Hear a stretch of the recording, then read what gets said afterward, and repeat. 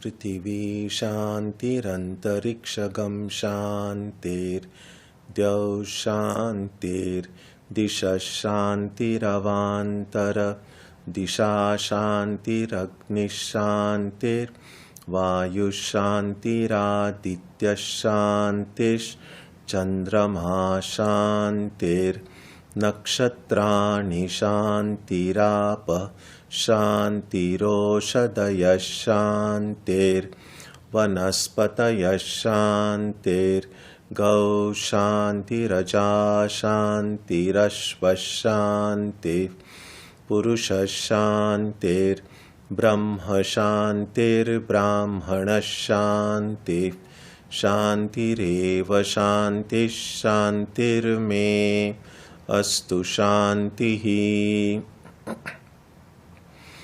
May there be peace on earth and in the sky. May there be peace in the water and in all directions. May there be peace in the plants, in the trees, and in animals. May there be peace in the hearts of all beings. May there be peace in everyone and in everything.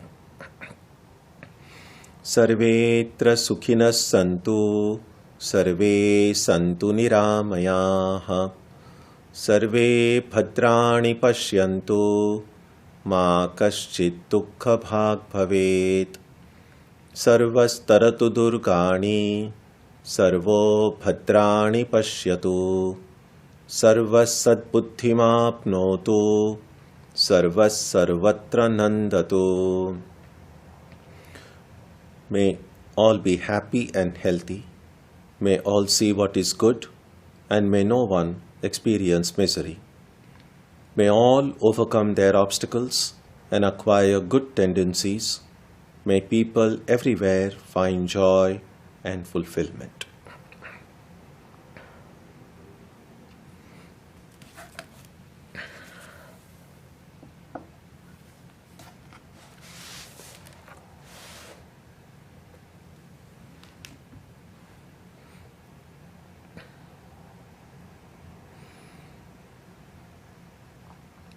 Let us now spend some time touching the center of peace and joy in our hearts.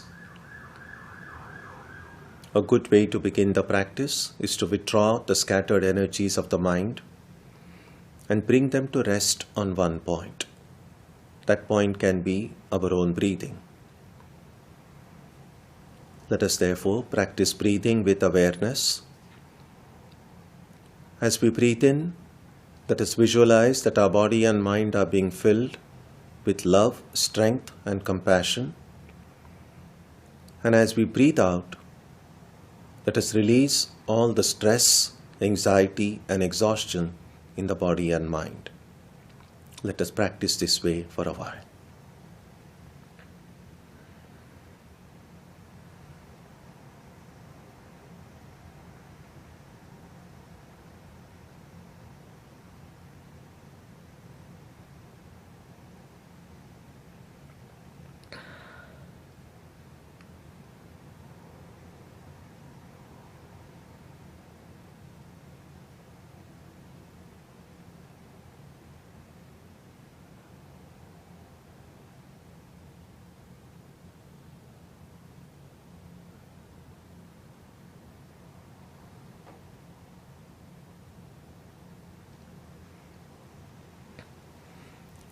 Let us now turn our attention to the region of our heart, Although God is present everywhere and in everyone, the divine presence can be felt most clearly in our own hearts. We can meditate in any way we have been taught. To remain focused, we can take the help of a short mental prayer or a mantra or a divine name. Let us now spend some time dwelling on the presence of God in our hearts.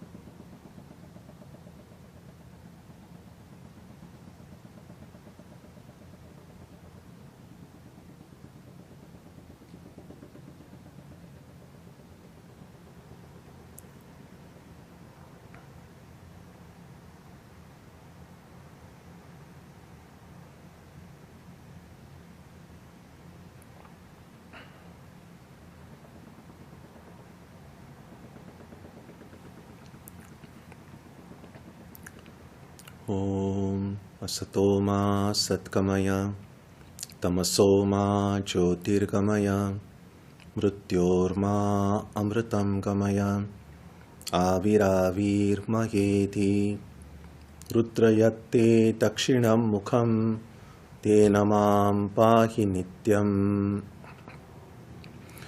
May the Divine lead us from the unreal to the real, from darkness to light, from death to immortality.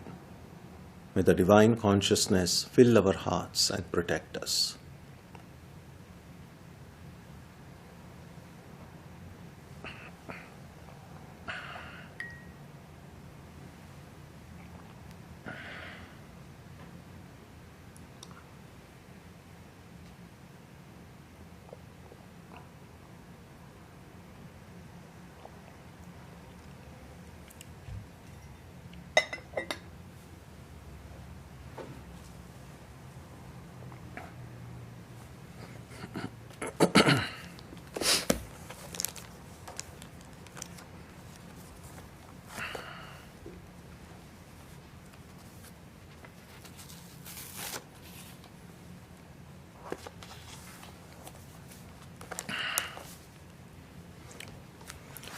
In the last few weeks, we took a look at what Krishna describes as a means towards knowledge. So although the question was to explain jnana, what Krishna did in effect was to describe the disciplines and qualities necessary in order for us to cultivate knowledge. Now, the word knowledge, because it is so broad and because it can mean many things to many people, it is good to pause a little bit and ask the question, knowledge of what and why? Why do we need knowledge? Is knowledge absolutely necessary?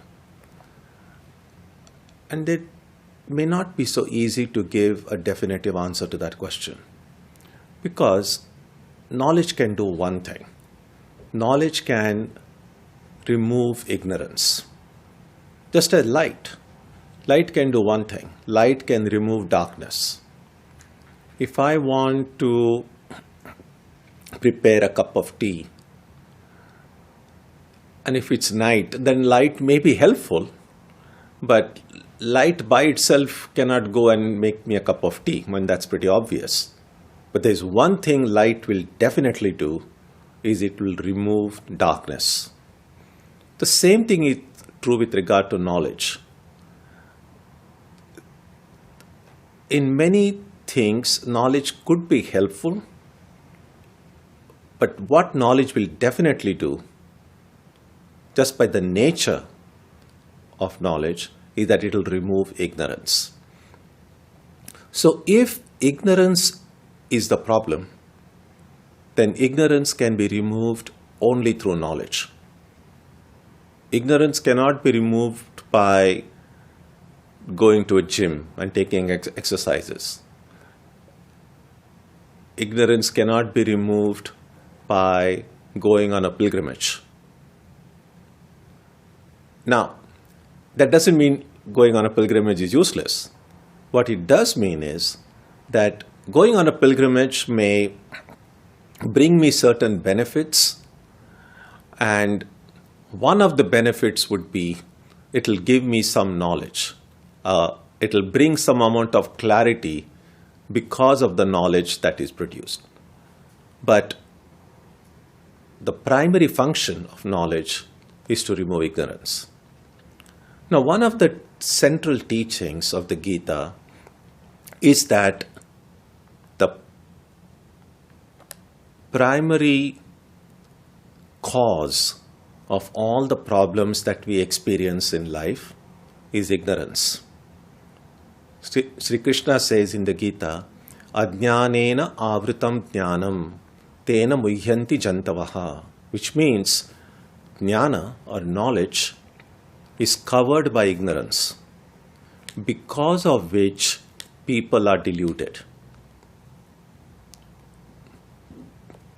Now, we may be geniuses in the world, but yet spiritually we could be deluded, in the sense, so long as I do not know exactly who I am, so long as I do not know exactly what the purpose of life is, what the goal of life is, so long as I'm not completely free from any kind of fear, stress, anxiety, worry, or any of these emotions such as hatred, anger, envy, jealousy, so long as I'm not free from any of these,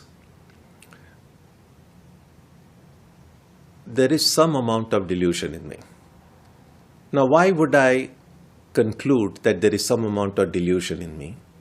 Only because the Gita, and even before the Gita, the Upanishads repeatedly tell us what the Vedic wisdom tells us is that my true nature is that I am pure and perfect, that I am blissful by nature, that I am infinite, that I am immortal, that I am free. Now, we really have two choices. Either to feel or say that, that's kind of a nice motivation power, but who knows whether it's true or not. So one is to be doubtful whether whatever these books say is true or not, because that is presently definitely not our own daily experience. Yes, there are times we feel blissful, especially if you have had a really delicious cup of coffee. That's bliss. Or a really well-made tiramisu. That's bliss. Or if your favorite team wins the World Series. Well, that's bliss, sure. But how long does that bliss last? Not too long. Maybe sometime for a few minutes, maybe for a day at the most. but then it all kind of comes down again. And then we are our old selves again. But if my nature itself is blissful, then that bliss will not wax and wane. It will be there constant. And I think we all can say that at present, that is definitely not our experience. So how is it that I'm really blissful by nature, but do not feel that bliss? How is it that I'm free, but I do not feel that freedom always? Yes, in some respects we do feel free, but in many other respects we feel, no, there is all these forces stopping me from doing what I want to do. So the description we find in the books about who I truly am and our present experience of who we are, there is a variance there. They are not identical. Now, one way to understand why what I truly am and what I'm experiencing now, why the two are different, is to imagine that, well, something may have happened because of which I have changed. My situation has changed. My nature has changed. That raises another set of problems also, because one of the characteristics that the books describe about who I am is that I am unchanging. The Sanskrit word for that is avikriya, unchanging. So first of all, how has change occurred in something that is unchanging? Also, if blissfulness is my true nature, and if I could now have changed into a being who is only occasionally blissful, that raises a question about whether that blissfulness was truly my nature. Because if it is my nature, if it's truly my nature, it cannot change. If it changes, it's not my nature. It's something that I have, but I can also lose. But nature means it's always with me. I can never lose it. So then the next question would be, if freedom is my nature, I can never lose it. If bliss is my nature, I can never lose it. And right now, it feels as if I have lost it.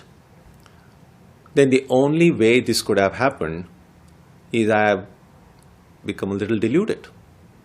I am free, but I don't know it. I am blissful, but I don't know it. I have forgotten that. Or something makes me feel as if I'm not free. I'm not blissful. I'm not immortal. I'm not infinite. I'm everywhere, but right now I feel I'm just sitting here. That is the delusion. And that delusion occurs only when we forget things, only when we become ignorant. Now, is it possible to forget things? And of course it's possible. In fact, we do that every day. What is sleep other than just forgetting things? What is sleep other than becoming ignorant? It's like this. You have a good, sumptuous dinner. Maybe then you read and watch TV for some time. And then you say, okay, now I'm going to sleep. And so you switch off the light. You lie in your bed. All this you're fully conscious about what you're doing. Even when this light is switched off and you are lying in your comfortable bed, you know exactly who you are. You know where you are. But then, at some point, you don't know when, you don't know how, but at some point, a kind of a veil comes over you. That is sleep. None of us knows, unless you have a sleep app, which sometimes tells you next morning what time, how long you are turning and twisting in your bed, and then what time you really slept. And we just have to trust that, because probably at that moment we stopped moving in our bed. But none of us knows that exact moment when that sleep occurs. Now, sleep is nothing but ignorance about who I am ignorance of where I am. Once I'm asleep, I no longer know I'm lying in my bed. Once I'm asleep, I no longer have the kind of identity I had all through my waking hours. And because I have forgotten my identity, because I have forgotten where I am, that forgetfulness makes it possible for me then the very next moment to find myself in the Bahamas or in Hawaii. I'm no longer in my bed. I've forgotten I'm in my bed. So I've deluded myself into thinking, and that's what dreams are. I delude myself about my location and about my identity, and I find myself in a different location with a different identity, in a different situation. Yes, surely there will be some people I see in my dream who are familiar faces. Some of the things might look familiar.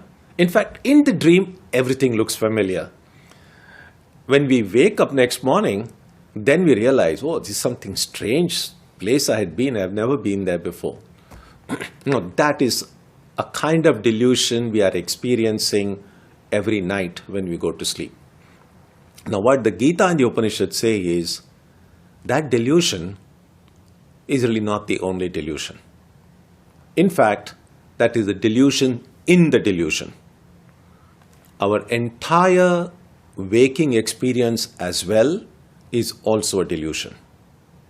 Because right now I have a certain identity. Right now I know my location. I can say I'm sitting on this chair, I'm speaking with you. None of that is real. Because the reality is, I am this infinite being. I am this pure, perfect, immortal being who is unmoving. My hands are moving now. I think these are my hands. All this is just illusion, delusion.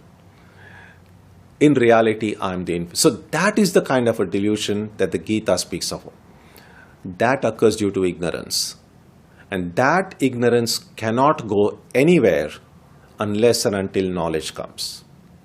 So what Krishna describes in the verses that we studied in the last few weeks was the kind of disciplines, the kind of qualities we need to cultivate in order to get that knowledge and remove our delusion.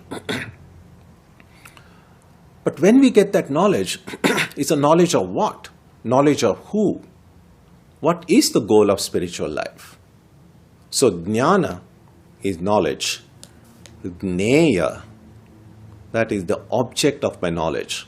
The one who is to be known. The being who is to be known.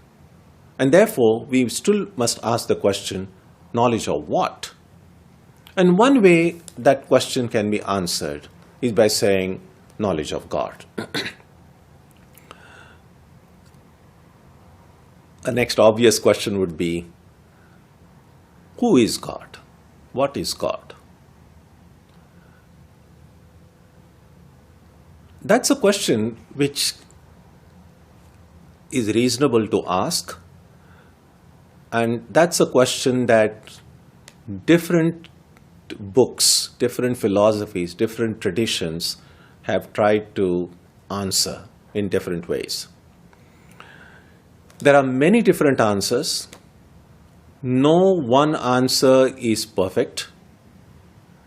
The reason is simple, that God, or that ultimate reality, is beyond the grasp of the mind and the senses.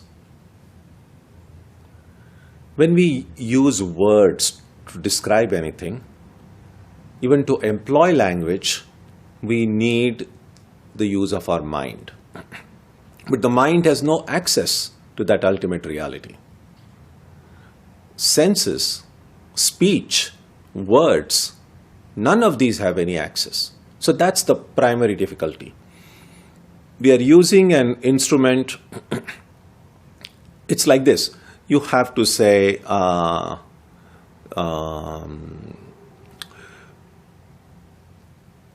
something needs to be fixed. Say a door is not opening or closing and you need fixing. And then maybe you need a certain kind of an instrument to do that. Now, if you don't have the right instrument, you cannot do it. In the same way, to get an idea of God, to know who God is, we need the right instrument to know God. And the instrument that we have is the mind and the senses, the body, mind, senses. None of these reach God. So we are using an imperfect instrument to describe someone who is indescribable. And naturally, because these are imperfect attempts, there are many such. A perfect attempt would be just one. It's like this. If there is a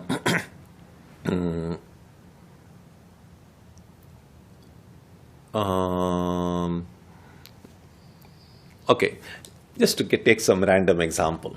Let's say that there are these in Indian classical music. There are these ragas.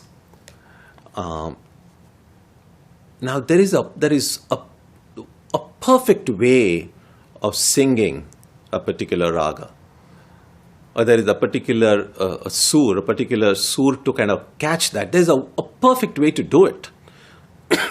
Not many people are able to do it. Some people might approach close to that state of perfection, but there is just one perfect way of expressing that raga just the way it was designed to be. So the perfect way to do it would only be one, because that's perfection. But the imperfect way to do it could be hundreds and thousands. You're approaching that state of perfection from many different ways, some close, some far. So imperfections could be many, but perfection is only one. So because our answers that describe God are imperfect, there are many answers. None of that answer is perfect because we are using an instrument that doesn't have any access to that reality. Nevertheless, sometimes if you don't have let me put it this way. Sometimes an imperfect instrument is better than no instrument.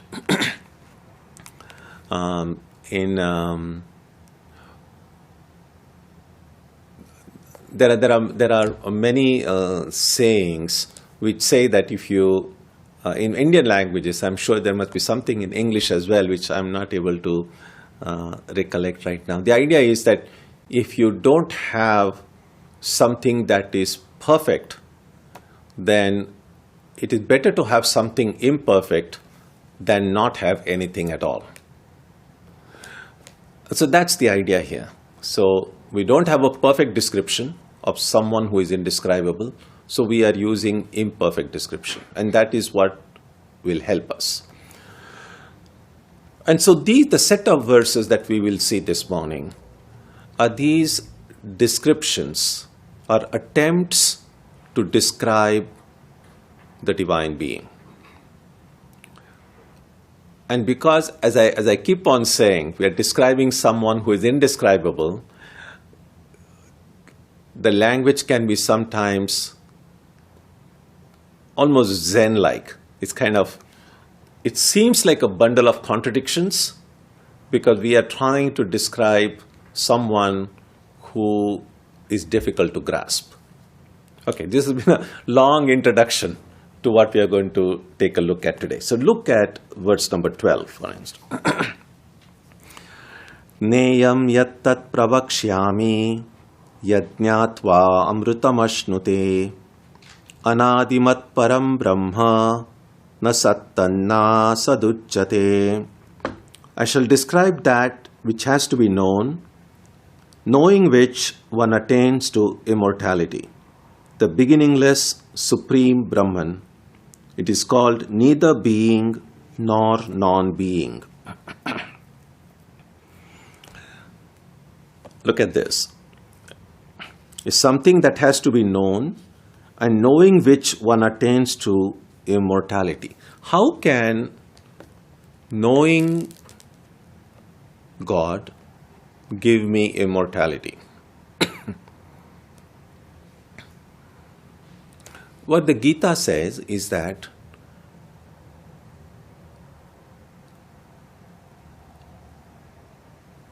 it's not that I am mortal now and that I will become immortal when I know God, but my present mortality is because of my ignorance. And knowledge here means to know that I am immortal. So once I know that I am immortal, once that ignorance of my true nature goes away, then that knowledge that I am immortal and God are not two different things. The word God is problematic in some ways because it's a word that is used again and again and again in religious literature of every tradition. And it might seem as if we are speaking about the same being, and we are. So, no matter which religion speaks of God, they are speaking about just this one true being. The only problem comes is when religions fight amongst themselves, each saying, when I speak about God, that's the true being. When you speak about God, that your God is not a true being. That's where the problem comes. What the Gita's teaching is, every world religion, when they speak about God, they are speaking about the same one true being. Now, because they are speaking about God in their own language, using the metaphors, the symbology, the illustrations which are shaped by their historical setting and then their cultural background, these answers look different because the concepts that are used, the examples that are used, the metaphors that are used are different. But they are really all speaking about the same one being. Now, when we speak about somebody, we can only speak of that entity as much as I have understood it, or whatever aspect of that entity has been revealed to me. And so I would go to the extent of saying every description of God in every book is accurate. It reflects the understanding, the perception, the skill of expression of whoever wrote that description. So the sincerity and the accuracy is beyond question. While recognizing that there are two factors, as I mentioned earlier, there is the inherent limitation in the language itself, and then there is the possible limitation in the person who is using that language. The limits of expression depending on the experience of that person, which is why we have these different answers regarding God. So knowing God, one attains to immortality means that knowledge will give me the awareness that I am immortal, that my present experience of myself as a mortal being is a result of ignorance. So how is God? Anadi, beginningless. Supreme Brahman. Now, why these two terms, Supreme and Brahman? The word Brahman, as it occurs in the Gita, the Upanishads, and in Vedanta in general, does not refer to any person. Brahman literally means the vast, the infinite. Anything that is beyond change, anything that is beyond expression. There is a way Brahman does get described in the Vedas. For instance, there is the statement, Satyam Jnanam Anantam Brahma. Satyam, Brahman is real. Jnanam, Brahman is consciousness or awareness. Anantam, Brahman is infinite. So there are these statements which seem like descriptions of Brahman. That it is real, it's conscious, and it's infinite. But then we just said that language cannot describe who Brahman is. So is this description of Brahman, sometimes or more popularly known as Satchidananda, is this description accurate or not? And the answer is no.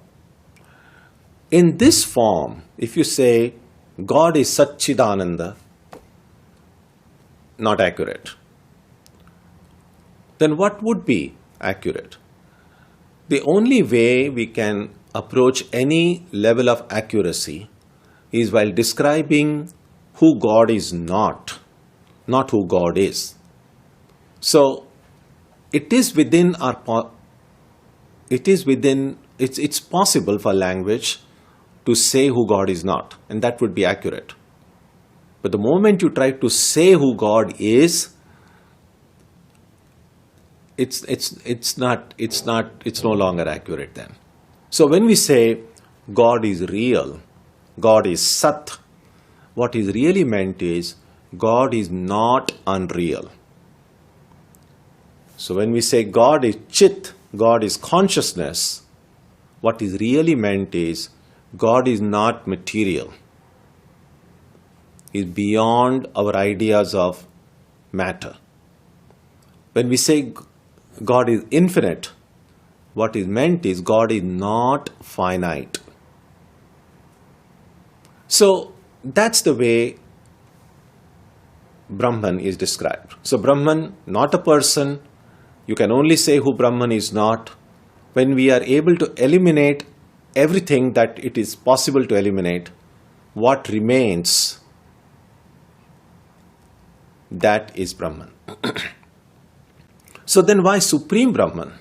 Well, Brahman is the only one reality. So what makes it supreme? Actually, the word supreme is not necessary at all. Well, it's like this. If there is only one entity, then there is nobody. There has to be someone who is not supreme in order to then characterize someone else as supreme. You cannot say that there was this running race and I came first in that one. If you are the only one who is running there. If you are the only one, then, well, you are the first and you are also the last. So, Supreme Brahman, the word supreme is not necessary. Parabrahma, people use the Sanskrit word is Param Brahma or Parabrahma. That adjective, para, is not necessary. Now, it's used only because of our pre-existing ideas of things which are lower down. So we have this idea of high and low, because of which when we pray, we look up and pray to God above. Now, in space, there is no such thing as up and down, right or left. But because instinctively, when we think of God, we generally tend to look up, although there is, as I said, it's all very relative. In the same way, when we say Supreme Brahman, the adjective supreme is also used in that relative sense, to show that Brahman is the highest. There is nothing above Brahman, while the reality is there is nothing besides Brahman. It is called neither being nor non-being. This is important. I said we are going to meet with some language which would seem mutually contradictory. If something is being, if something is there, something is sat, then it cannot be asat. If something exists, you cannot say it doesn't exist.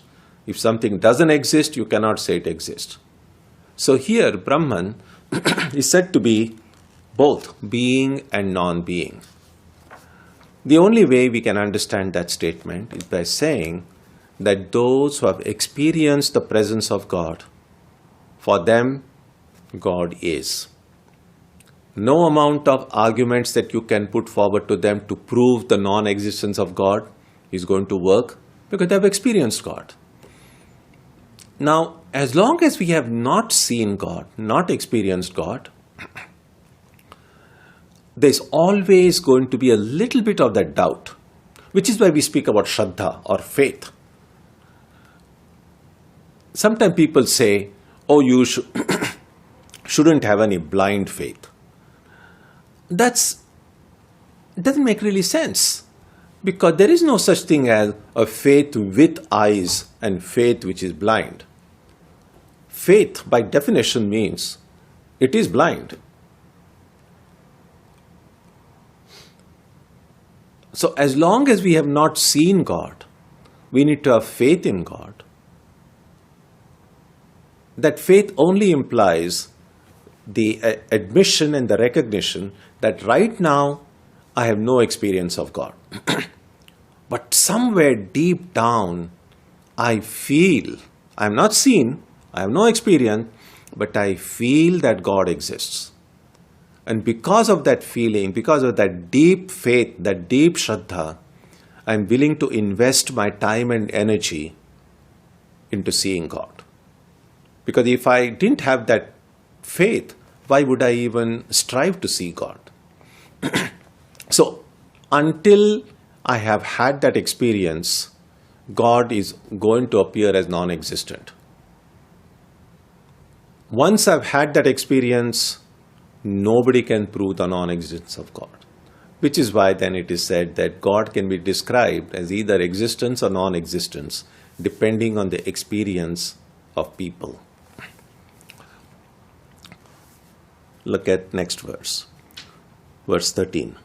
Sarvatah panipadam tat sarvato kshishiro mukham sarvatah shrutimal loke sarvamavritya tishtati.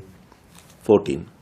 Sarvendriya guna bhasam sarvendriya vivarchitam asaktam sarvabhrachaiva nirgunam gunabhoktrucha. 15. Bahirantascha bhutanam acharam charamevacha sukshmatvat tadavidneyam durastham chantike chatat. 16. Avibhaktam cha bhuteshu vibhaktamiva cha sthitam bhutabhartru cha tadneyam grasishnu prabhavishnu cha. 17. Jyotisham api tajyotihi tamasah paramuchyate jnanam jneyam jnanagamyam hridi sarvasya dhishthitam. 18. Iti kshetram tatha jnanam jneyam choktam samasatah madbhakta etat vidnyaya madbhavayopapadyate. So let me read what all of these verses mean. With hands and feet everywhere, with eyes, heads and mouths everywhere, with ears everywhere in the universe, that exists pervading all. Shining by the functions of all the senses, yet without the senses, absolute, yet sustaining all, devoid of gunas, yet their experiencer. Without and within all beings, the unmoving and also the moving, because of its subtlety incomprehensible, it is far and near. Impartible, yet it exists as if divided in beings. It is to be known as sustaining beings and devouring as well as generating them. The light even of lights, it is said to be beyond darkness. Knowledge and the one thing to be known, the goal of knowledge, dwelling in the hearts of all. Thus kshetra, knowledge, and that which is to be known have been briefly stated. Knowing this, my devotees is fitted for my state. You can see how much some of these things are easy to understand, but some of these things we just read sometime with a raised eyebrow. thinking, what does it really mean? With hands and feet everywhere and so on, really describes the infinite nature of God. One way of understanding that is that since God dwells in the hearts of all, since God alone has become the entire universe, then every pair of eyes is God's eyes. Every pair of hands is God's hands. So it is my delusion, my ignorance, through which I'm seeing human beings everywhere. But the truth is that God has taken all these forms, and therefore all these eyes, hands, feet, everything belongs to God. And that is how, with hands and feet everywhere, with eyes, heads, mouths everywhere, you might remember that incident in Sri Ramakrishna's life towards the end, when he had this cancer, throat cancer, and he was not able to eat anything. So some of his disciples urged him that he was under treatment, a medical medication and so on, but some of his disciples said that the Divine Mother listens to all your prayers. Why don't you ask her to make it possible for you to eat something? If you pray to her, definitely your prayer will be answered. And that's what we all have seen throughout history. We feel always that the prayers of the saints and prophets, somehow, because of their closeness to the divine, when they pray, their prayers seem to be answered more quickly than our prayers. And so when Sri Ramakrishna disciples urged him to pray to the mother, and he just couldn't do it.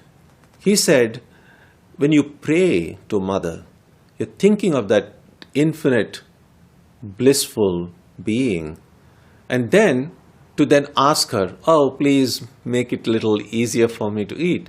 He said, I just couldn't do it.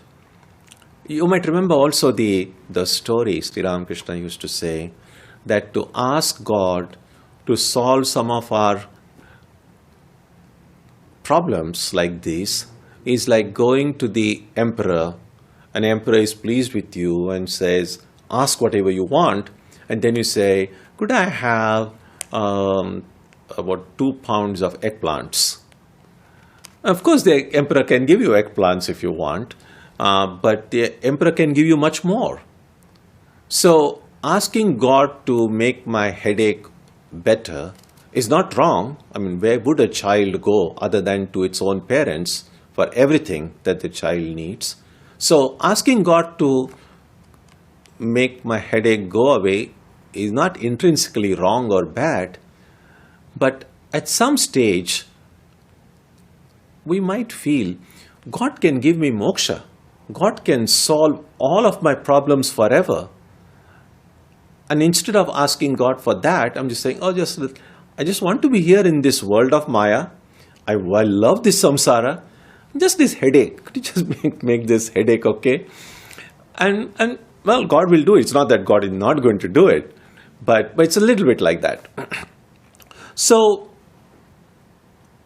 all of these, the infinite being who exists is manifesting through all these eyes and heads and mouths. So the infinitude of God is being represented here. It's you see, you can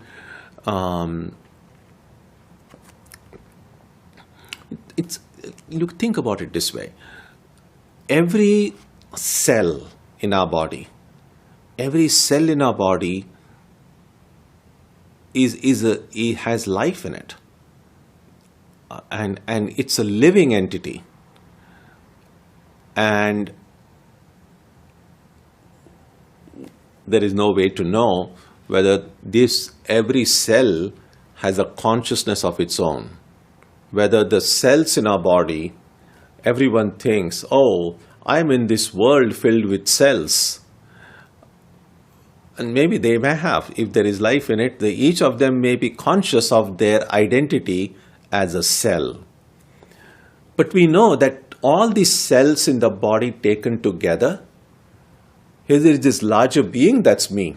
So I might think that I am this one person, but there are living entities within me which have their own identities. And we know, of course, it's not just the cells. There are these bacteria in our body.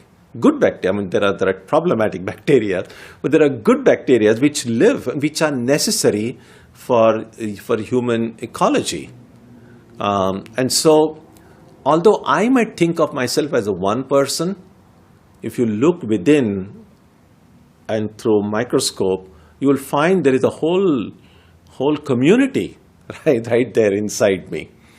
So, in the same way, just as there is this one being and there are beings within this one being, it's possible to look at this entire universe filled with trillions of living beings, human beings, animals, birds, everything that is living and thriving, plants and trees, all life, all signs of life, as part of one large cosmic being.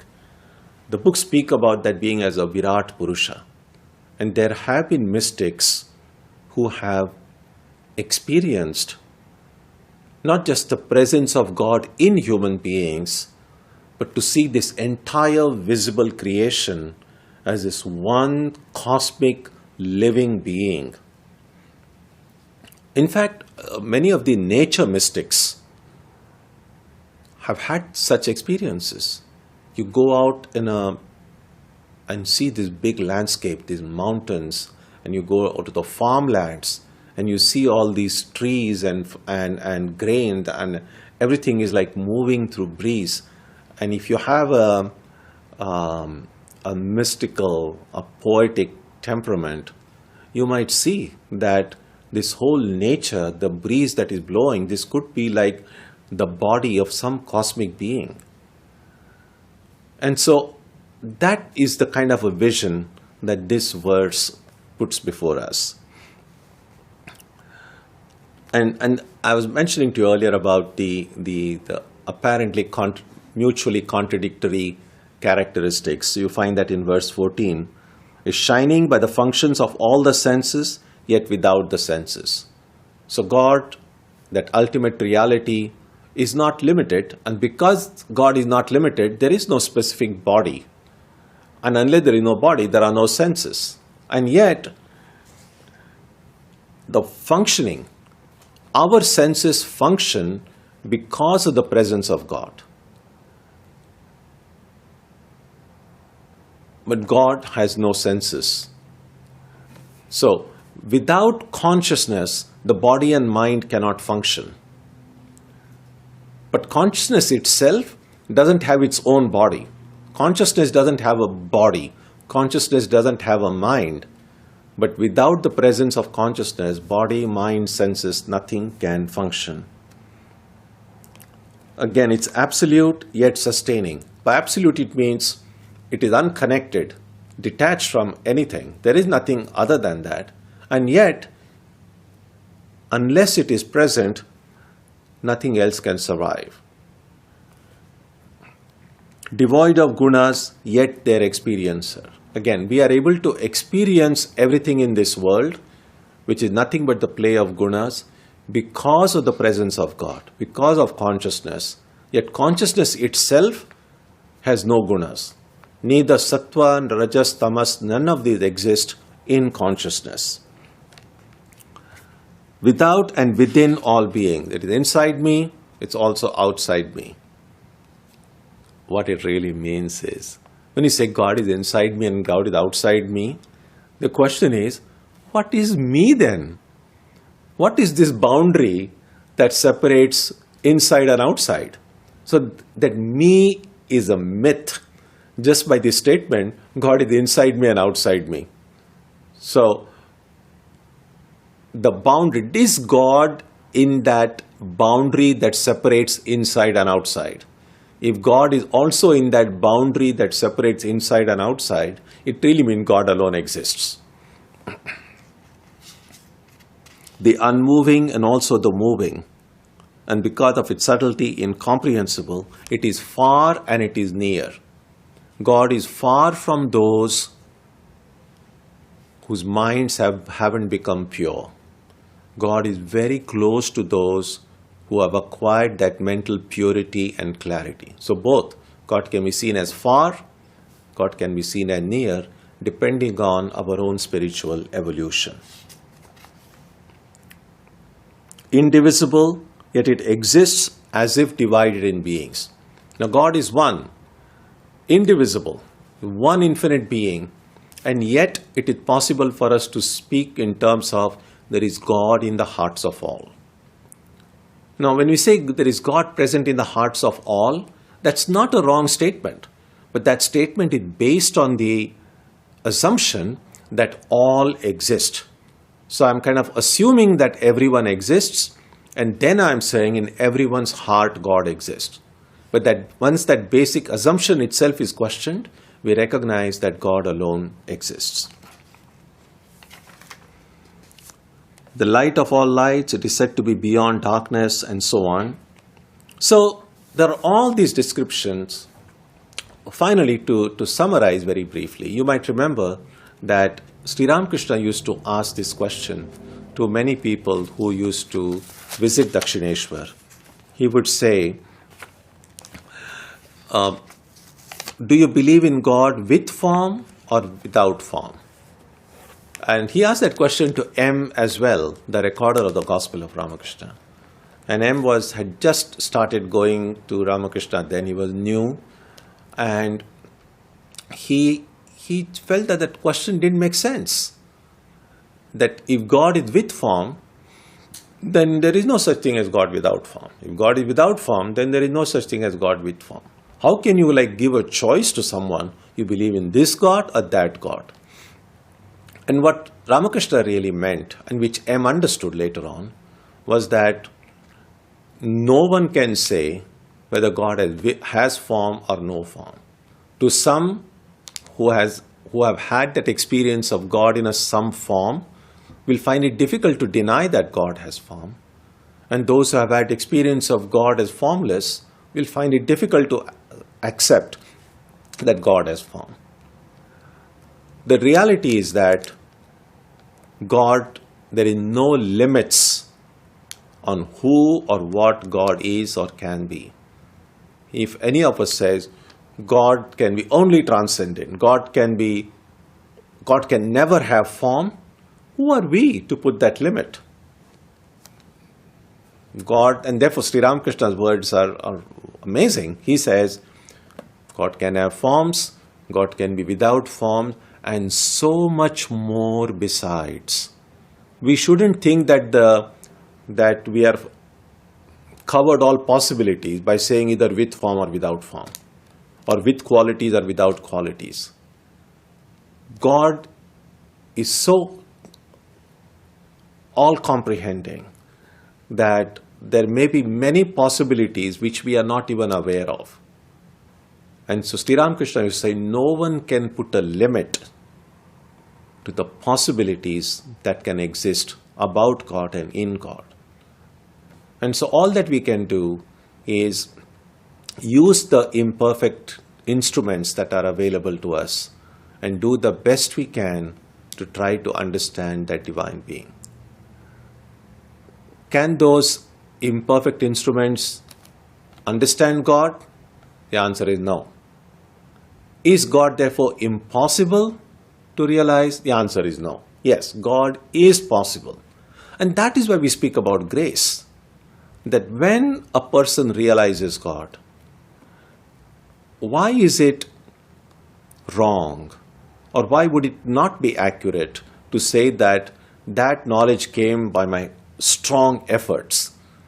It could not have come by the effort because the instruments I had, my body, mind, senses, and my language and my concepts, all of them are useful, but nowhere near enough The reality of the Supreme Being is beyond all of these things.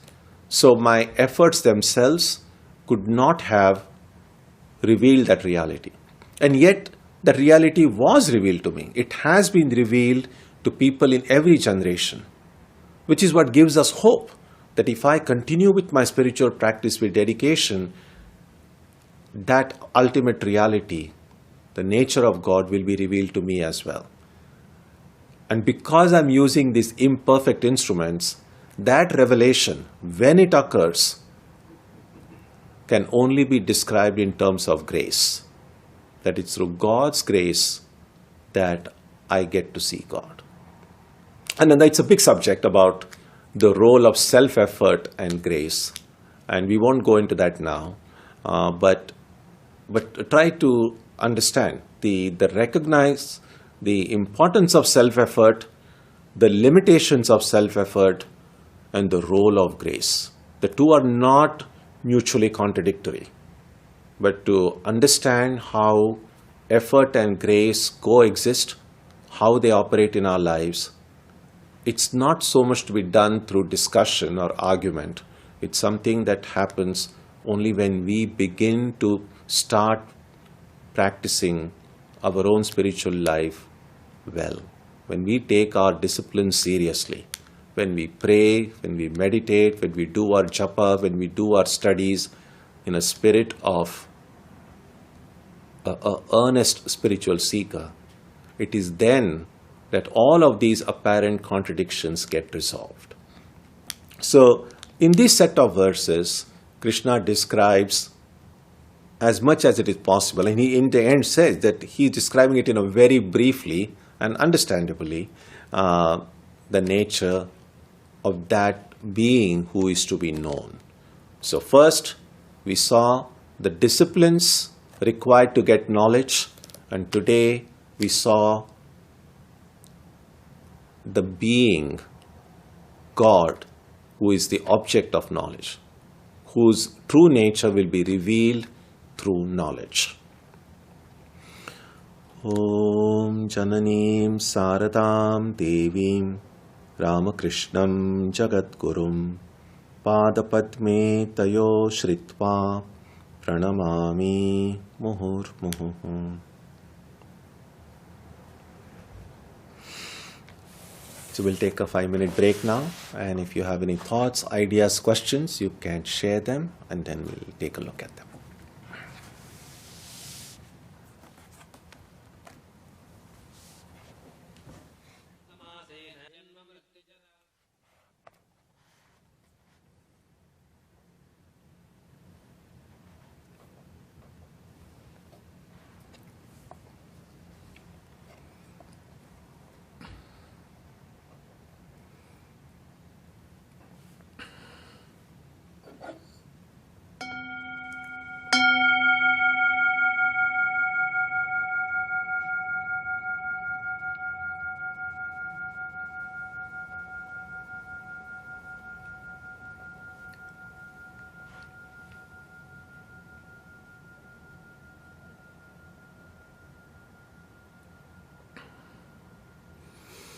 Let's take a look at the questions.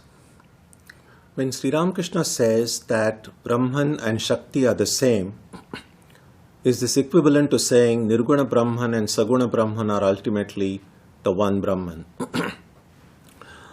Yes, more or less. What Sri Ramakrishna said also is that what people call Brahman, I call Kali, or I call Shakti.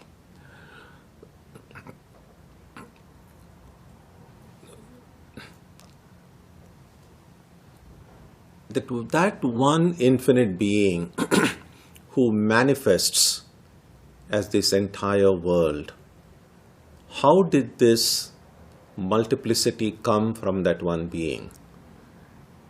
And we always think about that transformation, or at least a kind of transformation that occurred, which made this world possible as a result of God's power, the power of God.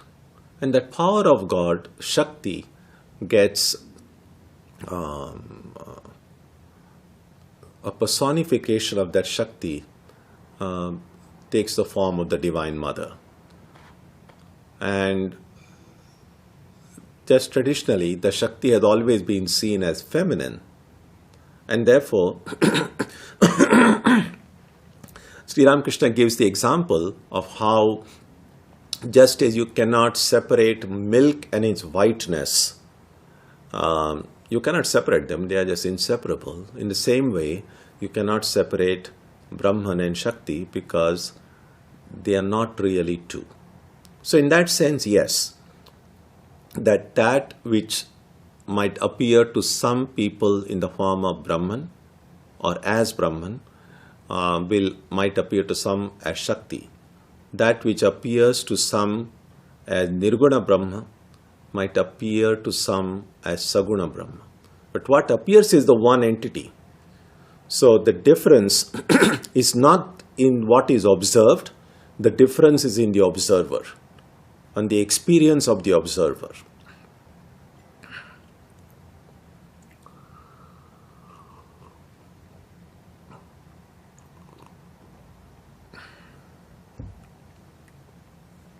To truly realize the infinite God, even if we believe that we are divine in our finite mind, is through grace.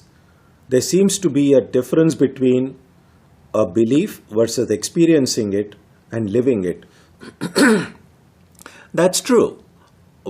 We need faith and belief only until we have had that experience. Once we have had the experience, we do not need that faith or belief anymore. So belief implies a lack of experience. For instance, we can believe that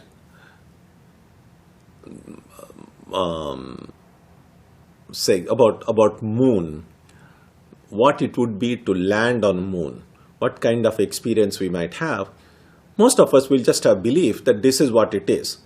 But Neil Armstrong and some of these few astronauts who actually went there and landed on the moon and walked on the moon, they no longer need to have belief in it because they have directly experienced it. And we might say, well, we saw it on television. Yeah, that's true. And so our belief kind of gets a little bit of a boost because we actually saw it. But even then, don't forget that even now there are a few people who doubt whether even there was landing on the moon. So in spite of all this, there are people who don't believe it. And so belief always means lack of experience. So until experience comes, what will hold us or what will make us try to get that experience is this deep faith. That is what Shraddha means.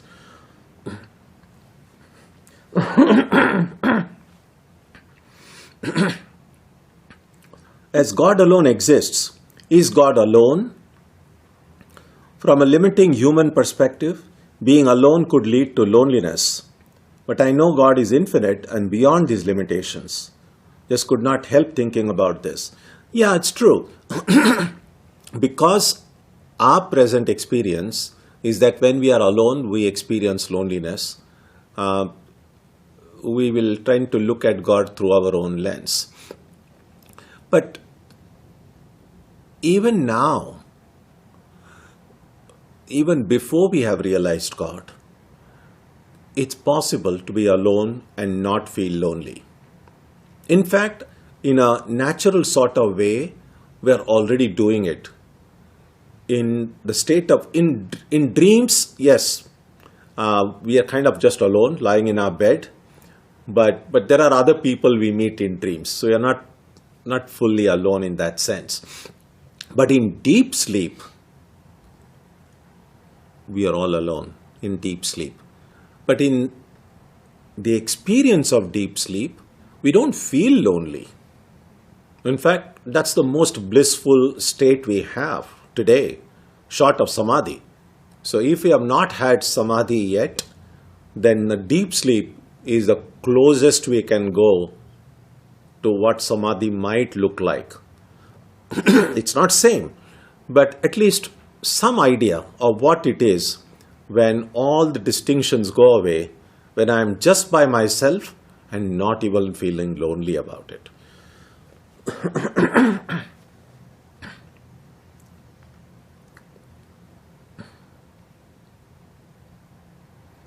Next, the only way to understand God is by experiencing Him. Besides japa, etc., His grace, how do we continue to cultivate the characteristics described in the previous verses? I mean, that's the whole point. The characteristics were described in order for us to look in our own hearts to see how many of these characteristics do we have. Perhaps we may not have them in full measure, but maybe some of those characteristics described above in the section about acquiring that knowledge, maybe some of those things we may have 5% or 10% or 15%, or some of them maybe we don't have at all. Maybe some of them we have 50%. But just it's an opportunity for us to look within and to see how many of those qualities essential to get knowledge and in what measure are present in me. And then ask myself the question, what kind of changes I need to make in my habits, in the things that I do, in my mental habits, in the way I think, the way I do my work, the way I relate with other people, the way my mind thinks, the way I imagine. What kind of changes are necessary in order for me then to cultivate all those necessary qualities? So that's the whole. And if we can do this well, do this sincerely, we will be able to then acquire those qualities. Again, will we be able to do it purely through self-effort? And the answer is, we have to give it our best shot. But ultimately, success in that endeavor will come through God's grace. Next,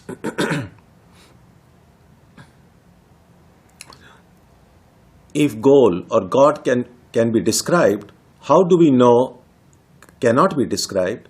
How do we know if and when we reach it?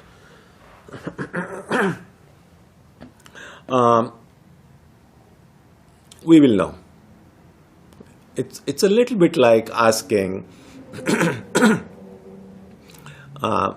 There is a story which Sri Ramakrishna says that a little boy, was not like a tiny baby, but wasn't grown up also. Maybe it's difficult to kind of put an age to it. Anyway, a small little boy who was toilet trained, who could go to the restroom when needed. Before going to sleep, asks his mother and says, "Mother, I'm afraid to go to sleep. What if I have to answer calls of nature? What if I need to go to the restroom?" Then mother said, "Don't be afraid, my child. Go to sleep. When it's time to go to the restroom, you will know. You will wake up and you will go to the restroom." Now that's kind of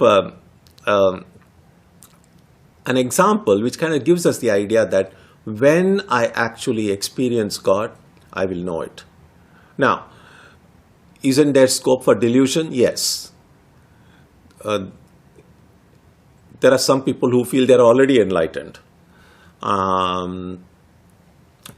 If they have not, they're still deluded, then maybe people around them know very quickly how genuine that enlightenment is. But yes, but if we are sincere, if we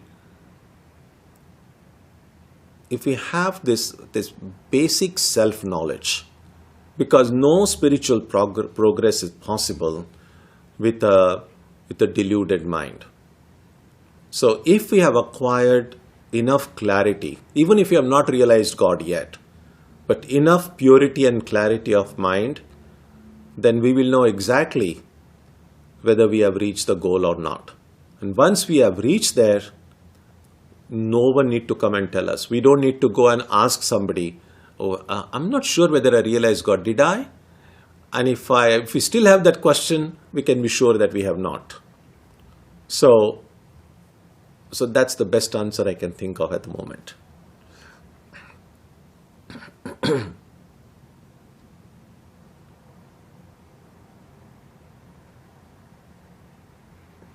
If ego as the doer is the same as Vijnanamaya Kosha, and ego as the enjoyer is the same as Anandamaya Kosha, aren't we being misled by our minds? Absolutely. We are being misled by our minds all the time. Which is why we need to purify the mind. I had mentioned in one of the earlier classes that there is this contradiction involved, that the mind is not sufficient an instrument to reveal the nature of God. That's what the Upanishads say. Datatra vag gacchati no manaha. The mind cannot reach there. The speech cannot reach there. There is other place it says avang manasago charam. On the other hand, the Upanishad itself will say manasa eva. We can reach that ultimate reality through the mind alone. Now, these are two contradictory statements. In Shankaracharya, in his commentary, points out by that he says, Su samskritena manasa. Only when the mind that is refined through discipline, through control, through self-control, discipline, the mind that is refined and purified, through that mind, we will not be misled. Which is what the Gita says, that the mind can be your friend, the mind can be your enemy. So the mind as the enemy will mislead me all the time. At least if you know the mind is an enemy, then you will be careful. The problem is, the mind appears to be as our friend, but actually it's an enemy, and it misleads us. Now what we want is to change our mind into truly being a friend. When the mind truly becomes a friend, then it will no longer mislead us.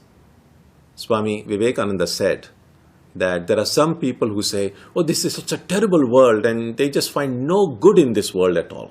Find people are selfish, there is corruption, and this is just horrible. And then we have someone like Ramakrishna or some of these other saintly figures we read about. We just say, oh, they are filled in bliss. They say it's all the grace of the mother and the mother everywhere. And we just wonder, are these fellows living in the same world or in different worlds? And Swami Vivekananda points out that the world will appear to be terrible and nasty and horrible as long as we don't have control over our own minds. When our minds come under our control, when my mind becomes a true friend, then the same world which appeared so hellish will become heavenly. In order to experience hell or heaven, we don't have to die. For most people, the hell is right here, right now. That's it. We are already experiencing hell, many of us. But once the mind comes under control, we will be in heaven. So to know what heaven is, what hell is, we can know it right now. And that's the idea. So mind which is under control will not mislead us. It will in fact point us in the right direction. Next.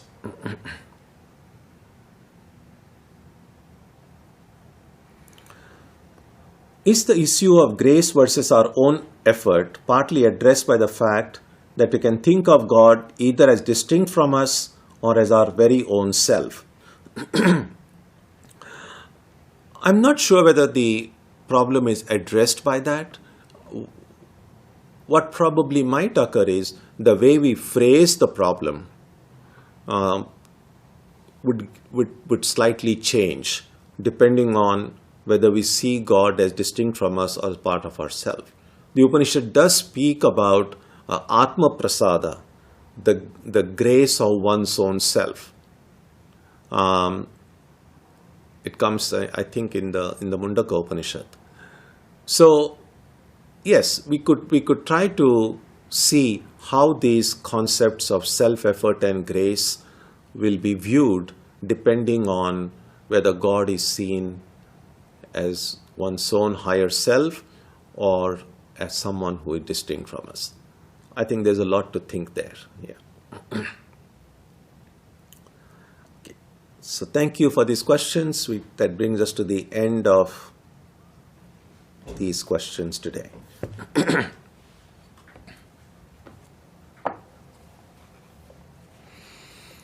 Om Jananim Saratam Devim Ramakrishnam Jagatgurum Padapadme Tayo Shritva Pranamami Muhurmuhu.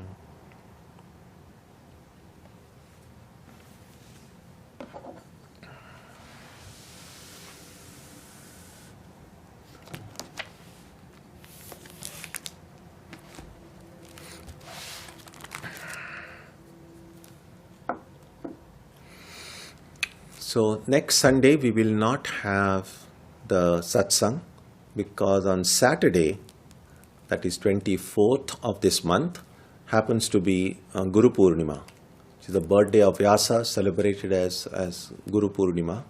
And so we will have, next week we'll meet on Saturday and we will meet over Zoom. So if you are on the mailing list, you will get the Zoom link a day or two before the event.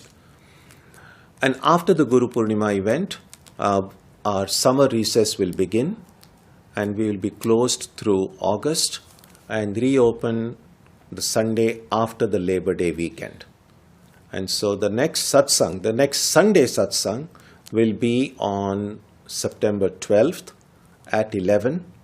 And as you saw in the newsletter that was sent out, we're looking forward to welcoming everyone who has been fully vaccinated and without any symptoms of infection.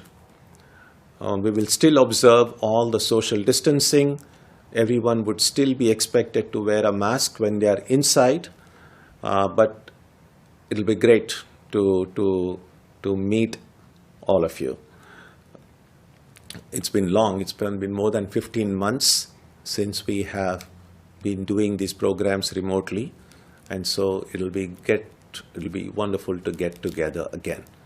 But also, those of you who are staying far away from Boston, and those of you who, for whatever reason, have not been able to get vaccination, you will still be able to participate in these programs because the streaming will continue as usual. So nobody is going to miss anything.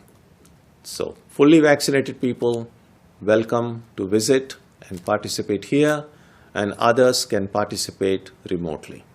But we look forward to the programs again after the Labor Day weekend. So our next program will be next Saturday, Guru Purnima via Zoom. So let's conclude with a prayer now.